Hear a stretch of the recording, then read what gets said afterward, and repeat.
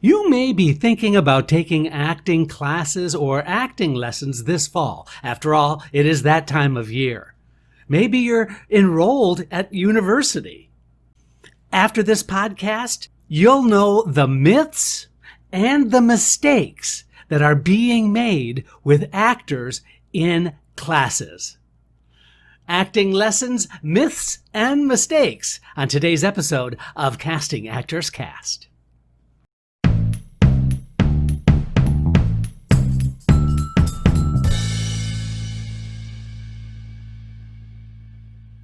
Well, hello and welcome to today's episode of Casting Actors Cast. How are you? I'm Jeffrey Dreisbach. I'm a casting director with the McCorkle Group in New York. How are you? Hope you're having a good day. I'm having a really good day today. It's so cool that you are here. Today we're going to be talking about acting lessons or acting classes, all the myths and all the mistakes that actors seem to make when joining a new class. So if you are a newcomer or you're an old pro, you might want to stick around and learn something new about my side, observing what takes place in acting classes. But first, this is that moment of the podcast where I want to say, wow, thank you so much for joining us on Casting Actors Cast. This is a podio, a podcast video that's also being simulcast on YouTube. If you haven't checked out the YouTube channel yet, please do yourself a favor. It would be great to have you check me out as I do this live on the air for the podcast.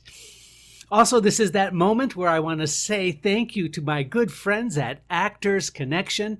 They continue to provide classes, workshops, intensives in all kinds of really interesting ways online.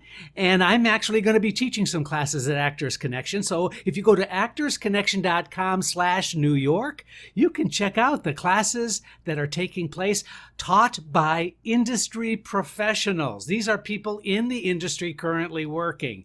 So you're getting really good up-to-the-minute information as well as a fantastic networking opportunity, and I hope to see you there. So let's get into the subject, shall we? Myths and mistakes. So I kind of qualify this into three common myths that I've experienced both as a teacher and a while ago when I was a student.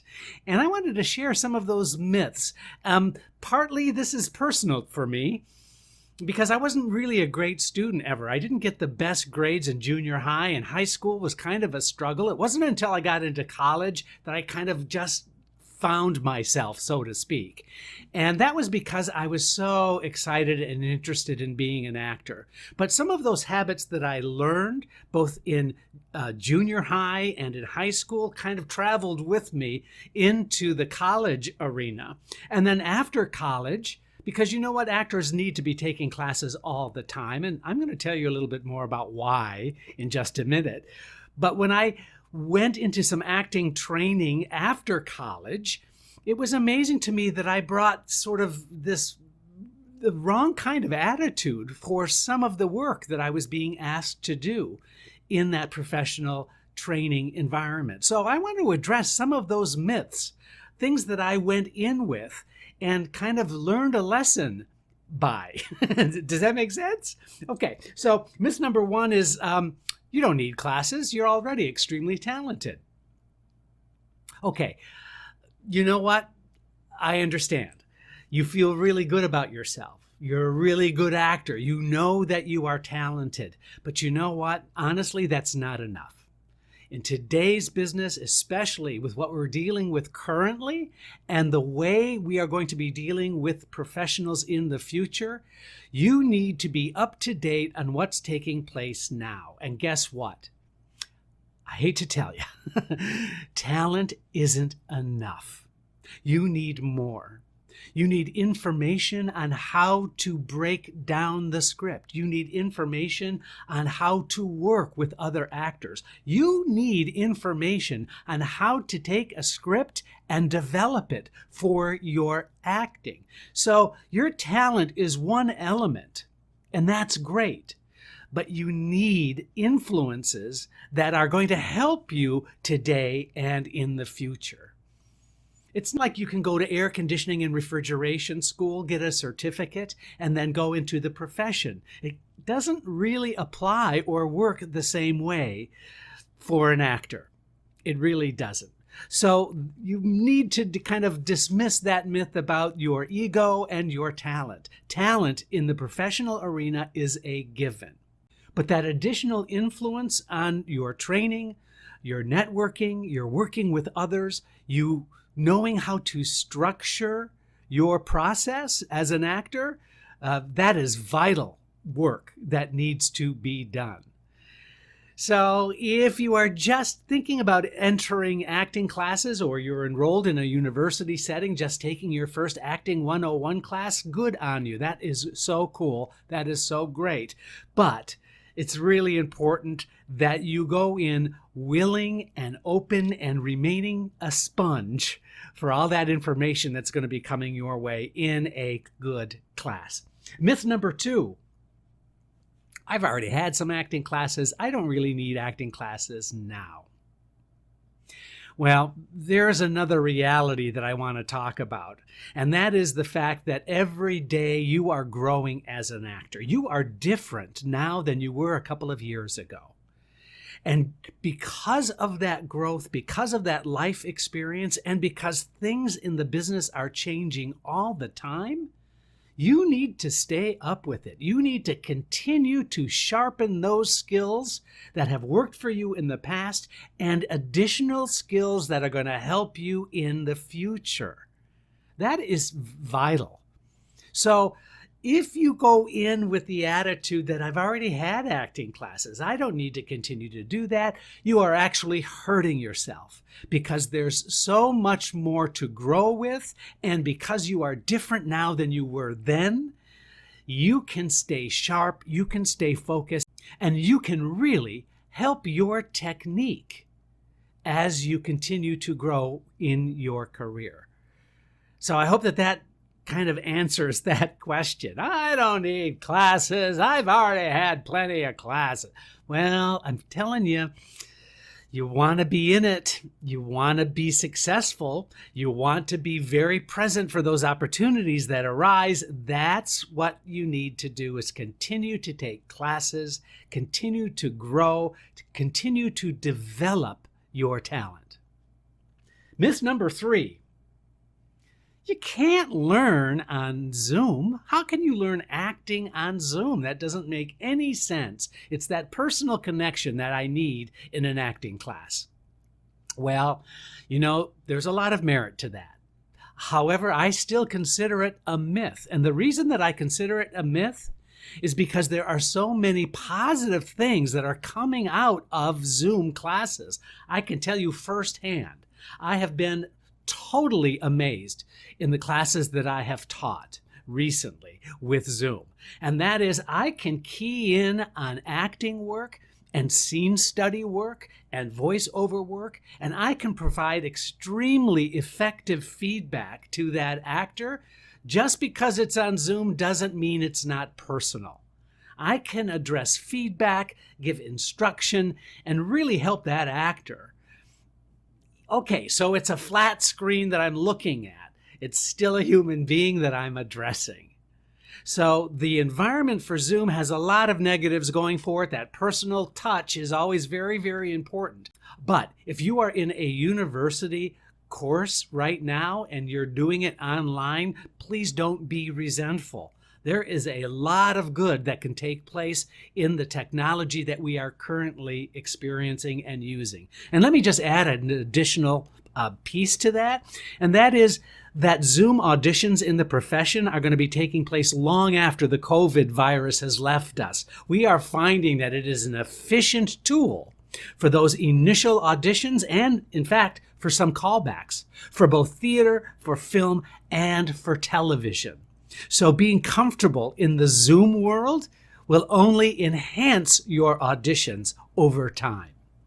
So please understand, I know that there are some negatives, but I'm thinking that you should be thinking in terms of being in the positive thought process about doing and working with this new technology. I really, really do.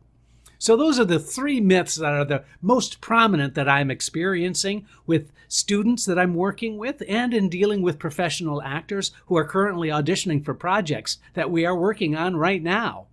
Now let's talk about the three mistakes that I think actors are making when it comes to taking classes. Mistake number one, I know you're probably not going to like this. I know that I wouldn't really like this to hear this, but I'm going to share it anyway, just because I think it is vital.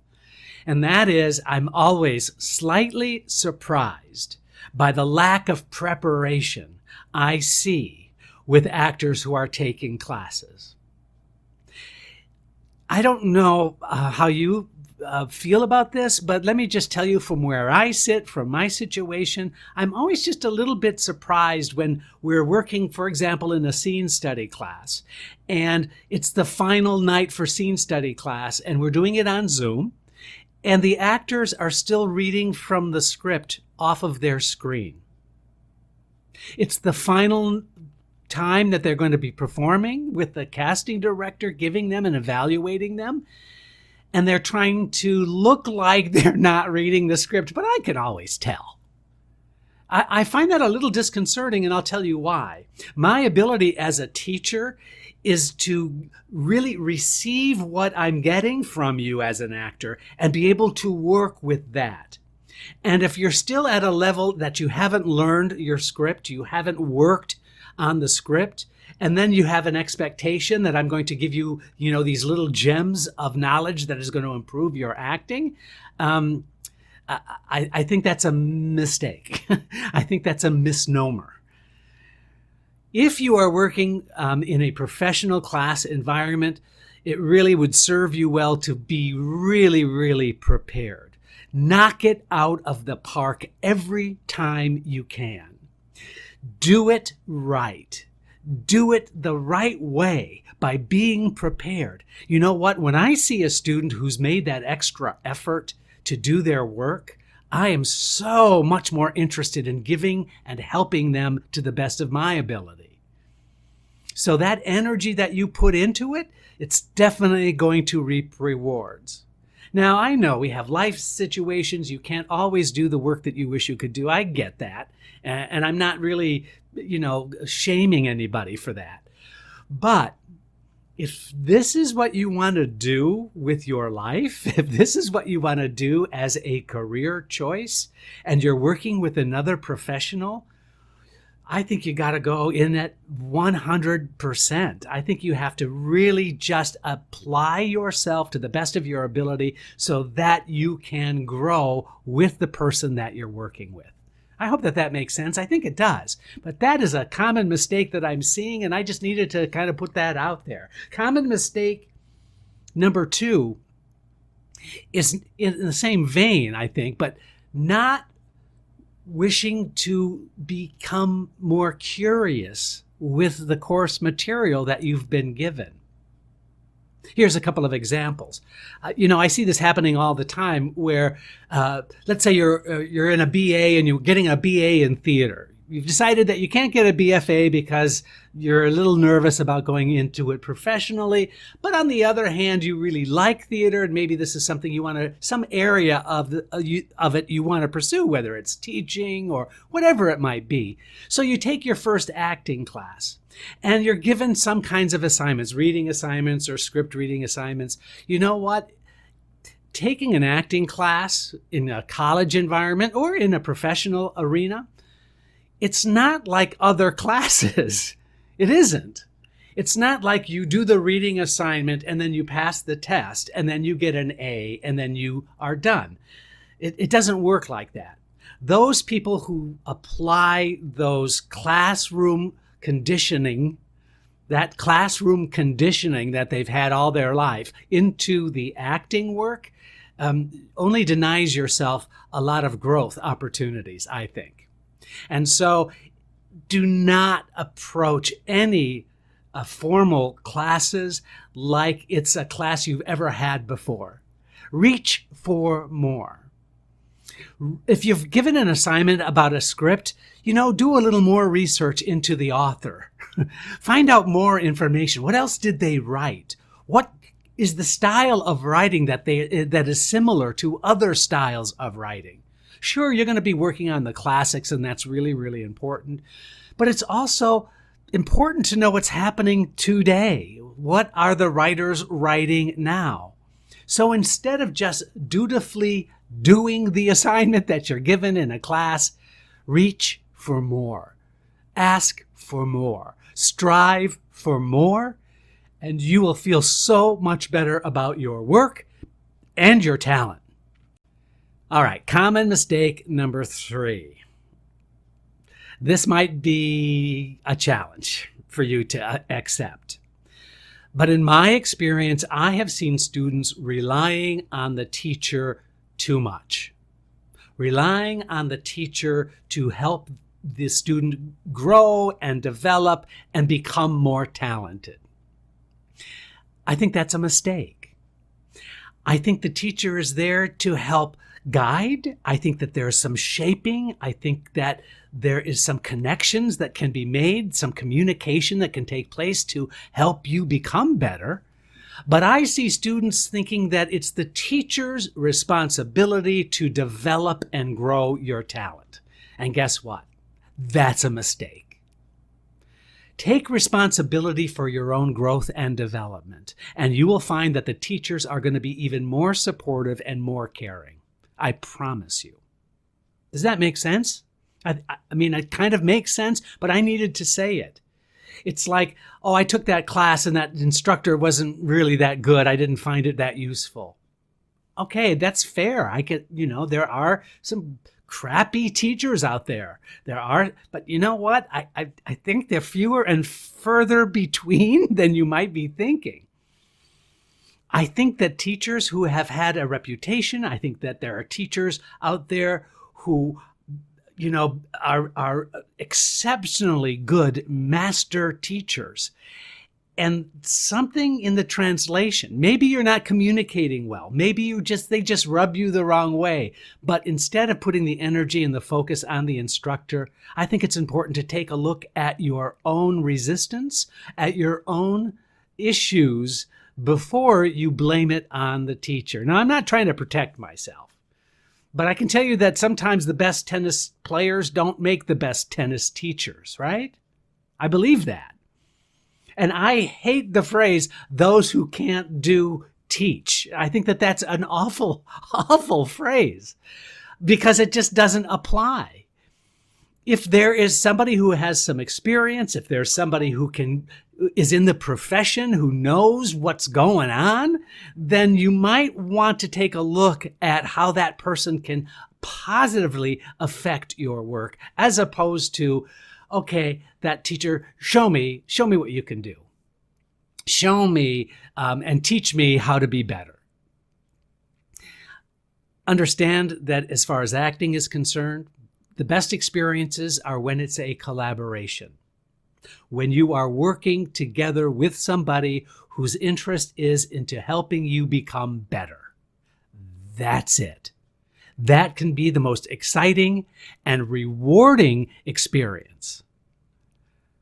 So let's take a look again. Myth number 1, you don't need classes? Yeah, you do. You really do. Consider classes something that is exciting for you, something that is interesting for you. You really need to think about classes. Number 2, well, I've already had acting classes. I don't need acting classes now. Well, kind of, you know what you do? You're growing. You're a different person now. You need to know what's happening currently. And so taking classes now is going to help you feel better about yourself. So just because you've had some classes doesn't mean you don't need classes. Number 3, I can't learn acting on Zoom. Well, you know what? Yeah, you can. You can. It's different. There are different things to get to know, but once you get into it, it can be even more exciting and more rewarding, and the attention that you're getting can be very, very specific and helpful. Now, mistake number 1, lack of preparation. That goes without saying. Number 2, not reaching for more, not striving to be exceptional. Just sitting back and just doing the class is not enough for an actor. You need to feel inspired. You need to feel creative. You need to try and take as much more as is given. So reach for more in any acting class that you've been given. I promise you there will be rewards beyond your wildest dreams. And then mistake number 3, relying on the teacher too much. Good teachers are there to help you. Bad teachers don't stick around very long. And so I encourage you to find out about the teachers that are helpful, that can give you really good, truthful information and be really concise and helpful, because that's what they're there for. Concise and helpful? I don't know. I think meaningful. Not concise necessarily, but can give you meaningful information and is sincerely there to help you. I hope that this has helped you. I really do. I had a lot of fun sharing this information with you today. If you liked the content, you like what you've heard, and if you're watching on YouTube and you liked what you saw, clearly you know I would love to have you subscribe, click the bell, write a review. Contact me at castingactorscast@gmail.com, and you can go to the website, castingactorscast.com. You're going to find a lot more information, and I look forward to seeing you on the next episode of Casting Actors Cast. Thanks so much. Casting Actors Cast is made possible with your support just by listening. Please like, share, and subscribe wherever you get your podcasts.